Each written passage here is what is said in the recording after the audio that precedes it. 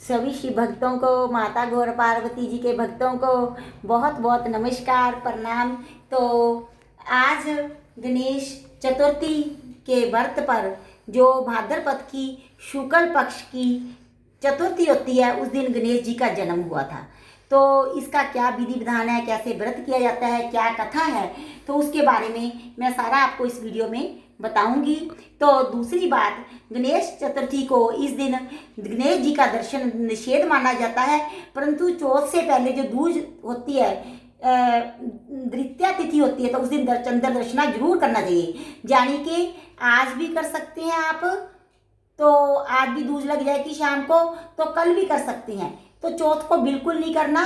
तो आज आप शाम को 8 सितंबर की शाम को चंद्रमा का दर्शन जरूर कीजिए और उसके बाद मीठा से अपना मुंह मीठा कीजिए। ये बहुत भाग्य को उदय करने वाला, दीर्घायु देने वाला, जीवन में मंगल करने वाला और उन्नतिदायक होता है। तो अगर आप भूल कर भी चौथ में गणेश जी का दर्शन कर लें तो इस मंत्र का उच्चारण कीजिए। मैं मंत्र को बड़ा करके भी डाल दे रही हूँ जूम करके वीडियो में। तो उसका जप करने से जो दोष लगता है चंद्रमा का, तो वो मतलब कि जैसे कहते हैं कि उसका शमन हो जाता है, वो नाश हो जाता है। अगर आपको गलती से चंद्रमा के दर्शन चौथ के दिन हो जाते हैं तो आप इस मंत्र का जप कीजिए। मैं मंत्र का उच्चारण करके भी दिखा देती हूँ और मैंने वीडियो में भी डाल दिया है, आप जरूर जप कीजिए। कर लो जूम करके।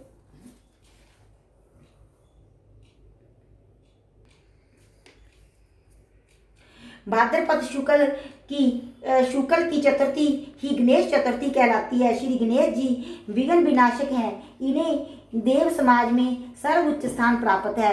भाद्रपद शुक्ल चतुर्थी को मध्याह्न के समय, यानी कि दोपहर के समय जब 12 बजते हैं, गणेश जी का जन्म हुआ था।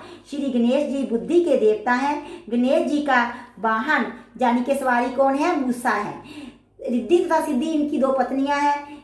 इनका सर्वप्रिय भोग मोदक क्या होते हैं? लड्डू हैं। भगवान गणेश जी को लड्डू बहुत प्रिय हैं। व्रत इस दिन प्रातःकाल स्नान आदि करके सोने, तांबे, मिट्टी अथवा गोबर की गणेश जी की प्रतिमा बनाई जाती है। गणेश जी की इस प्रतिमा को कोरे कलश में जल भरकर मुंह पर कोरा कपड़ा बांधकर उस पर स्थापित किया जाता है। जैसे कि आप एक मिट्टी का कोई मटका छोटा सा जैसे करवा होता है, उस ले ले, जल से भर ले, उसके ऊपर कपड़ा बांध दे कोई सफेद, और उसके ऊपर गणेश जी की प्रतिमा को स्थापित करें। जैसे कि हम नारियल वगैरह रखते हैं ना रात्रों में, कलश में जल भरकर, उसी प्रकार उस कलश पर नारियल ना रख के गणेश जी की प्रतिमा को स्थापित किया जाता है। मूर्ति पर संधूर चढ़ाकर षोडोपचार से उनका पूजन करना चाहिए। तो दक्षिणा अर्पित करके 21 लड्डुओं का, 21 मोदकों का भोग लगाने का विधान है। इसमें से 5 लड्डू गणेश जी की प्रतिमा के पास रखकर 6 ब्राह्मणों को भेंट कर देने चाहिए। यानी कि 16 लड्डू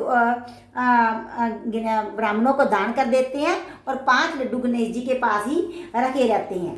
गणेश जी की पूजा सायंकाल के समय की जानी चाहिए। पूजा उपरांत नीची नजर से चंद्रमा को अर्घ देकर, हाँ चंद्रमा नहीं देखना ना उस दिन, इसके नीची नजर करके आंखें चुराकर अर्घ देकर ब्राह्मणों को भोजन कराकर दक्षिणा भी देनी चाहिए। नीची नजर से चंद्रमा को अर्घ देने का तात्पर्य यह है कि जहाँ तक संभव हो इस दिन भाद्रपद चतुर्थी को चंद्रमा के दर्शन नहीं करने चाहिए। इस दिन दर्शन करने से जीवन में कोई ना कोई कलंक लगता है, दोष लगता है। इस चंद्रमा के दर्शन करने से कलंक का भागी बनना पड़ता है। इस संबंध में विस्तार से आगे बताया गया है। बस्तर से ढका हुआ कलश, दक्षिणा तथा गणेश प्रतिमा आचार्य को समर्पित करके गणेश जी के विसर्जन का उत्तम विधान माना गया है। गणेश जी का यह पूजन करने से बुद्धि और रिद्धि सिद्धि की प्राप्ति तो होती ही है, विघ्न बाधाओं का भी मूल नाश हो जाता है। इस धर्म में प्रचलित कथा इस प्रकार है। अब हम कथा प्रारंभ करते हैं। बोलिए भगवान गणेश जी की जय, एक दंत भगवान की जय। एक बार महादेव जी पार्वती जी सहित नर्मदा के तट पर गए। वहां एक सुंदर स्थान पर पार्वती जी ने महादेव जी के साथ चौपड़ खेलने की इच्छा व्यक्त की। तब शिवजी जी ने कहा, हमारी हार जीत का साक्षी कौन होगा? पार्वती जी ने तत्काल वहां ही की घास के तिनके बटोर कर एक बालक का पुतला बनाया और उसमें प्राण प्रतिष्ठा करके उससे कहा, बेटा हम चौपड़ खेलना चाहते हैं, किंतु जहाँ हार जीत का साक्षी कोई नहीं है, अतः खेल के अंत में तुम हमारी हार जीत के साक्षी होकर बताना कि हम में से कौन जीता कौन हारा। खेल आरंभ हुआ। देवयोग से तीनों बार पार्वती जी की ही जीती। जब अंत में बालक से हार जीत का निर्णय कराया गया तो उसने महादेव जी को विजय बताया। परिणामत पार्वती जी ने क्रोध से भरकर उसे एक पाप से लंगड़ा होना और वहाँ की कीचड़ में पड़ा रहकर दुख भोगने का शाप दे दिया। बालक ने विनम्रता पूर्वक कहा, माँ मुझसे अज्ञानवश ऐसा हो गया है, मैंने किसी कुटिलता या द्वेष के कारण ऐसा नहीं किया, मुझे क्षमा करें तथा शाप से मुक्ति का उपाय बताएं। तब ममता रूपी माँ को उस पर दया आ गई और वे बोली, जहाँ नाग कन्याएं गणेश पूजन करने आएंगी उनके उपदेश से तुम गणेश व्रत करके मुझे प्राप्त करोगे। इतना कहकर वे कैलाश पर्वत पर चली गई। एक वर्ष बाद वहाँ श्रावण में नाग कन्याएं गणेश पूजन के लिए आई। नाग कन्याओं ने गणेश व्रत करके उस बालक को भी व्रत की विधि बताई। तत्पश्चात बालक ने 12 दिन तक श्री गणेश जी का व्रत किया। तब गणेश जी ने उसे दर्शन देकर कहा, मैं तुम्हारी व्रत से प्रसन्न हूँ, मनोवांछित वर मांगे। बालक बोला, भगवान मेरे पाप में इतनी शक्ति दे दो कि मैं कैलाश पर्वत पर अपने माता पिता के पास पहुंच सकूं और वे मुझ पर प्रसन्न हो जाएं। गणेश जी तथास्तु कहकर अंतर ध्यान हो गए। बालक भगवान शिव के चरणों में पहुंच गया। शिवजी जी ने उससे कहा, वहां पर पहुंचने के साधन के बारे में पूछा। तब बालक ने सारी कथा शिवजी जी को सुना दी।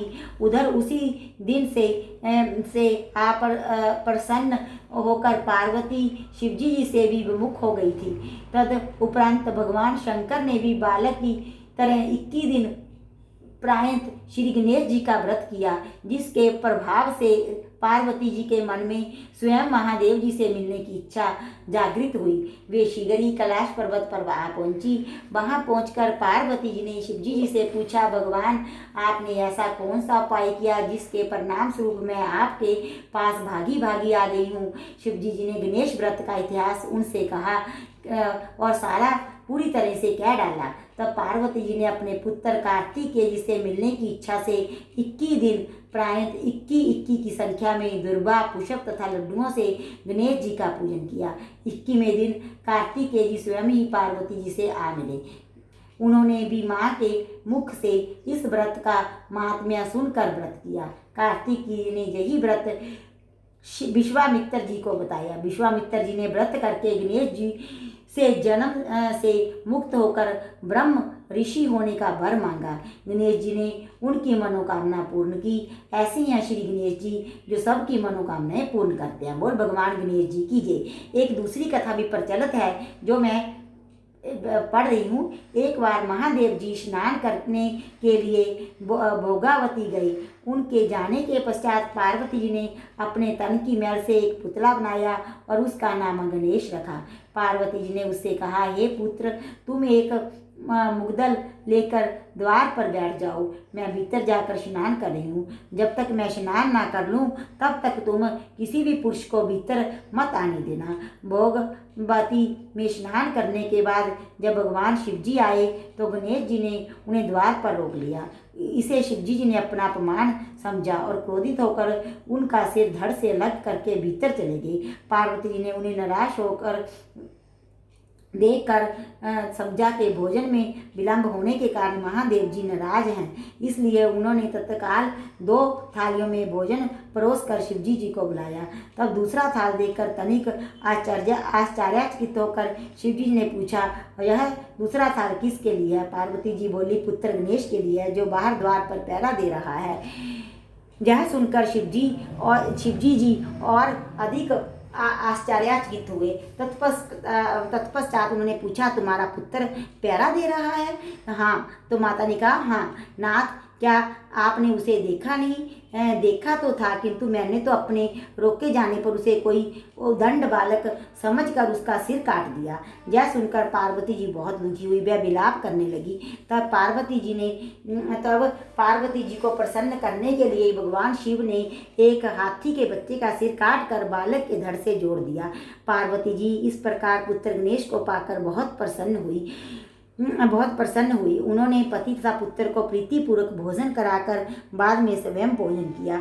यह घटना भाद्रपद शुक्ल चतुर्थी को हुई थी, इसलिए यह तिथि पुण्य पर्व के रूप में बनाई जाती है और पुत्र गणेश जन्म जी के उत्सव के रूप में बनाई जाती है गणेश चतुर्थी। सिद्धि विनायक व्रत, यह व्रत भी भाद्रपद शुक्ल चतुर्थी को किया जाता है। इस दिन गणेश जी का कई लोग सिद्धि विनायक व्रत के नाम से इसे याद करते हैं, तो उसकी कथा मैं अब आपको बता रही हूँ।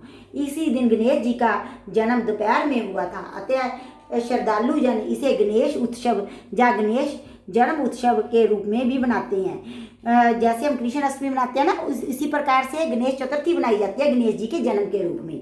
इसमें मध्या व्यापनी तिथि ली जाती है। यदि यह दो हो या दोनों दिन ना हो तो मात्र विद्या प्रस्ते के अनुसार पूर्व विधा लेनी चाहिए। इस दिन रविवार या मंगलवार हो तो यह महाचतुर्थी हो जाती है। इस दिन रात्रि में चंद्र दर्शन नहीं करना चाहिए, अन्यथा मिथ्या कलंक लग जाता है। यदि भूलकर ऐसा हो भी जाए तो समंतक की कथा पढ़नी चाहिए। समंतक मणि की कथा, अगर हमने गलती से चंद्रमा के दर्शन कर लिए तो उस कलंक दोष से बचने के लिए समंतक मणि की कथा पढ़ी जाती है। वो मैं आपको पढ़कर सुनाऊंगी ताकि कहीं गलती से आप देख लें। चतुर्थी के दिन भाद्रपद की शुक्ल पक्ष की तिथि को, शुक्ल पक्ष की चतुर्थी को आप गणेश जी के दर्शन कर लें तो निम्न कथा का उच्चारण कर लें तो इससे कलंक नहीं लगेगा। तो मैं एक बात की आपसे क्षमा याचना चाहती हूँ, मैं बार बार गणेश जी बोल गई। चंद्र दर्शन बोलना था कि इस दिन चंद्र दर्शन निषेध होता है चतुर्थी के दिन। अगर गलती से चंद्रमा के दर्शन हो जाए तो निम्न कथा को सुनना चाहिए जो मैं आगे जाकर पढ़ रही हूँ। तो इस दिन रात में चंद्र दर्शन नहीं करना चाहिए, अन्यथा मिथ्या कलंक लगता है। यदि भूलकर हो भी जाए तो समंतक मणि की कथा सुननी चाहिए। वैसे तो प्रत्येक मास की कृष्ण चतुर्थी को गणेश व्रत होता है। पहले तो कृष्ण पक्ष की यानी कि अंधेर पक्ष की चंद्र चतुर्थी को व्रत किया जाता है, परंतु भाद्रपद की जो शुक्ल पक्ष की होती है तो उस दिन गणेश जी का जन्म होने के कारण व्रत किया जाता है और ये विशेष रूप से बनाई जाती है। फिर भी माघ, श्रावण, भाद्रपद तथा मार्ग शीर्षक में इस व्रत का विशेष महात्म्य है। इस दिन प्रातःकाल सफेद तिलों से बने उपटन से स्नान करके दोपहर को गणेश पूजन के समय इस मंत्र का जाप करना चाहिए। एक दंतम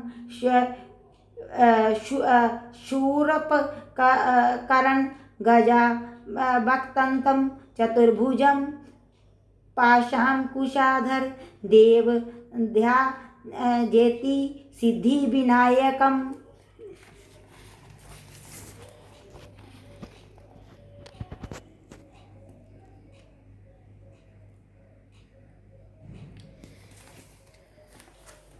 ये मंत्र मैंने अपने वीडियो में भी डाल दिया है, तो आप इसे इसका जाप कर सकते हैं। तत्पश्चात आह्वान करके आसन, अर्ध पाद आचमन, पंचामृत स्नान, शुद्धि ओदक स्नान, बस्तर, जगोपवीत जिसे हम जनेऊ कहते हैं, सिंदूर, आभूषण यानी कि गहने, दुर्बा जिसे हरी घास बोलते हैं जो हमारे बाग बगीचों में लगी होती है, घर में भी लग जाते हैं गमलों में, धूप दीप पुष्प, नवेद बोलते हैं गुड़ को, पान आदि से, मीठा पान से विधिवत पूजन करके गणेश जी का 2 लाल वस्त्रों का दान करना चाहिए। ये सभी वस्तुएं गणेश जी पर चढ़ा देनी चाहिए और लाल वस्त्र ब्राह्मण को दे देना चाहिए। पूजन के समय घी से बने 21 लड्डू गणेश जी के पास रखकर पूजन समाप्त करना चाहिए। इसमें से 10 अपने पास रखकर शेष गणेश मूर्ति एवं दक्षिणा सहित किसी ब्राह्मण को भोजन कराने के उपरांत दान कर देने चाहिए। इस धर्म में प्रचलित एवं श्यामंतक मणि की कथा इस प्रकार है। श्यामंतक मणि कथा प्रारंभ। एक बार नंद किशोर ने सनत कुमारों से कहा कि चौथ के चंद्रमा के दर्शन करने से श्री कृष्ण पर जो कलंक लांछन लगा था उससे वह सिद्धि विनायक व्रत करने से ही दूर हुआ था। ऐसा सुनकर सनत कुमारों को आश्चर्य हुआ। उन्होंने पूर्ण ब्रह्म श्री कृष्ण को कलंक लगने की कथा पूछी तो नंद किशोर ने बताया, एक बार जरासंध के भय से श्री कृष्ण समुद्र के मध्य नगरी बसाकर रहने लगे।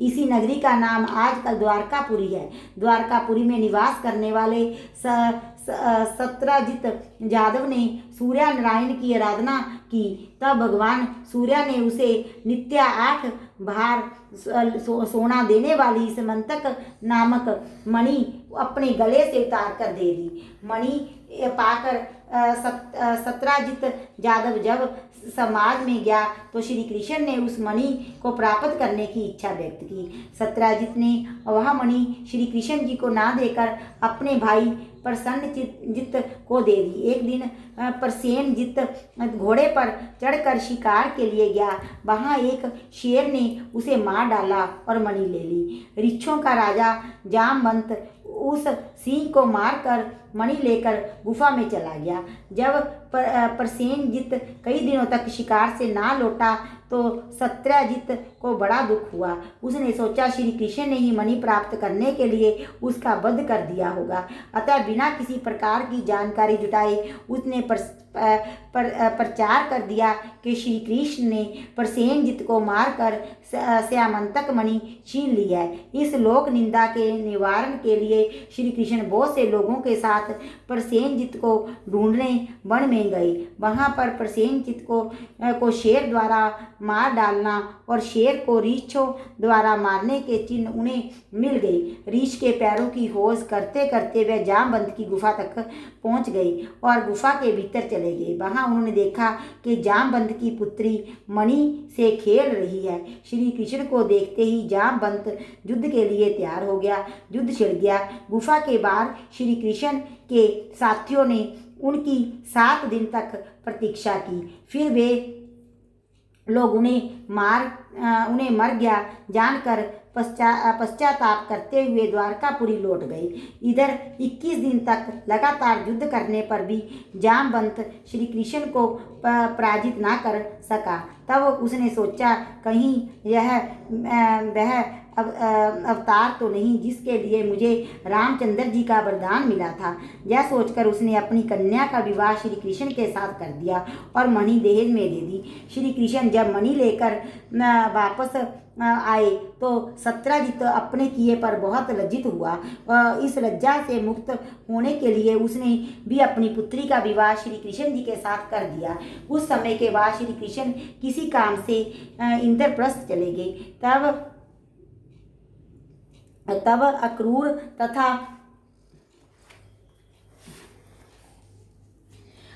तथा ऋतु वर्मा की राय से सतधनवा यादव ने सत्राजित को मारकर मणि अपने कब्जे में ले ली। सत्राजित की मौत का समाचार जब श्री कृष्ण को मिला तो वे तत्काल द्वारका पहुँचे। वे सतधनवा को मारकर मणि छीनने को तैयार हो गए। इस कार्य में सहायता के लिए बलराज भी तैयार थे।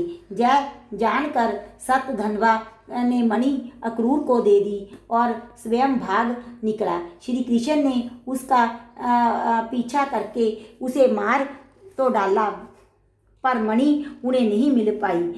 बलराम जी भी वहां पहुंचे। श्री कृष्ण ने उन्हें बताया कि मणि इसके पास नहीं है। बलराम जी को विश्वास ना हुआ। वह अप्रसन्न होकर विदर्भ चले गए। श्री कृष्ण के द्वारका लौटने पर लोगों ने उनका भारी अपमान किया। तत्काल यह समाचार फैल गया कि श्यामंतक मणि के लोभ में श्री कृष्ण जी ने अपने भाई को भी त्याग दिया। श्री कृष्ण इस कारण अप्राप्त अपमान के शोक में डूबे हुए थे कि सहसा वहाँ नारद जी आ गए। उन्होंने श्री कृष्ण को बताया कि आपने नारद मुनि ने भगवान कृष्ण जी को बताया कि आपने भाद्रपद शुक्ल चतुर्थी के चंद्रमा का दर्शन किया था, इसी कारण आपको इस तरह लांछित होना पड़ा है। श्री कृष्ण ने पूछा, चौथ के चंद्रमा को ऐसा क्या हो गया है जिसके कारण उसके दर्शन मात्र से मनुष्य कलंकित होता है।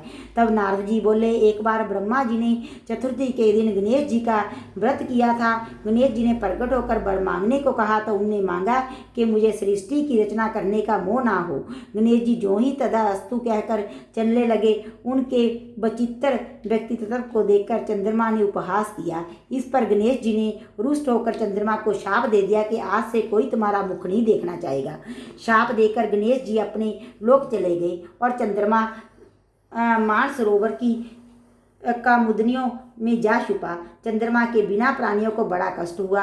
उनके कष्ट को देखकर ब्रह्मा जी की आज्ञा से सारे देवताओं के व्रत से प्रसन्न होकर गणेश जी ने वरदान दिया कि जब चंद्रमा शाप से मुक्त हो तो हो जाएगा, पर भाद्रपद शुक्ल चतुर्थी को जो भी चंद्रमा के दर्शन करेगा उसे चोरी आदि का झूठा लांछन जरूर लगेगा। किंतु जो मनुष्य प्रत्येक द्वितीया को यानी कि दूज के दिन भाद्रपद की क्रिया शुक्ल पक्ष की दूज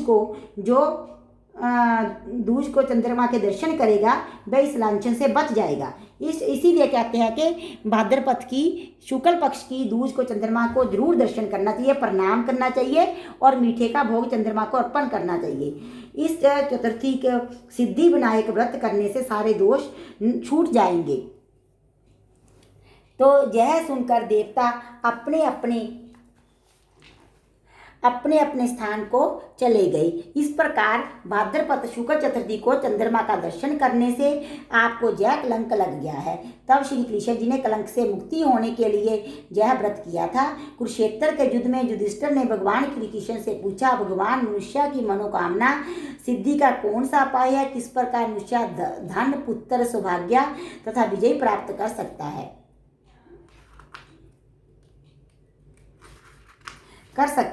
तो यह सुनकर श्री कृष्ण ने उत्तर दिया, यदि तुम पर्वत पुत्र श्री गणेश जी का विधि पूर्वक पूजन करो तो निश्चय ही तुम्हें सब कुछ प्राप्त हो जाएगा।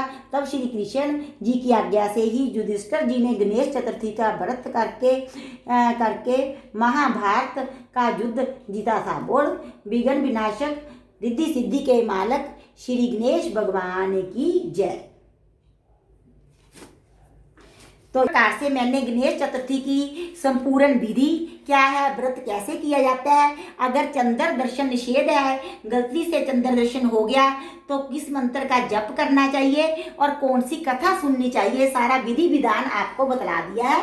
आप गणेश जी का पूजन कीजिए जीवन में उन्नति के लिए, मंगल कामना के लिए और जीवन में विजयी होने के लिए। सभी को गणेश चतुर्थी की बहुत बहुत मुबारक, क्योंकि गणेश उत्सव होते हैं। इसे गणेश जी का जन्म भी हुआ था और कलंक वाली कथा भी दोनों साथ साथ ही इसी दिन है।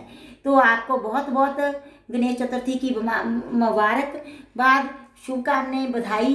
तो आप गणेश जी को स्थापित करें, उनका बाद में विसर्जन करें, तो मोदकों का भोग लगाएं, खुद भी खाएं और परिवार में भी बांटें, गणेश जी की अपार खुशियाँ प्राप्त करें। महाराष्ट्र में तो यह विशेष तौर पर बिहार में जाकर कहा जाता है गणपति बप्पा मोरया। तो सभी को बहुत मुबारक। अगर और भी कुछ जानने की इच्छा तो कमेंट बॉक्स में ज़रूर कमेंट कीजिए और मेरे को बताइए कि मेरी जो वीडियोस पब्लिश हुई आपको कैसी लगी, ताकि जो परंपराएं हमारी हिंदू धर्म की लुप्त होती जाती हैं हमारे आने वाले बच्चों को कुछ भी नहीं पता है कथा कहानियों के बारे में, तो उन्हीं को जीवित रखने के लिए यह वीडियो पब्लिश किया जा रहा है। और जिन बच्चों को, आज के बच्चों को कथाएं नहीं आएगी आने वाली जनरेशन में, उनको जीवित रखने के लिए, ज्वलंत रखने के लिए ये वीडियो पब्लिश की जा रही है। आप मेरे चैनल को सपोर्ट कीजिए, मेरे को फीडबैक भेजिए, कमेंट डालिए कमेंट बॉक्स में, ताकि मेरा उत्साह बढ़े, बना रहे और मैं आपसे प्रेरित होकर आगे भी बहुत सी अच्छी वीडियो आपको देती रहूँ। जय श्री कृष्ण।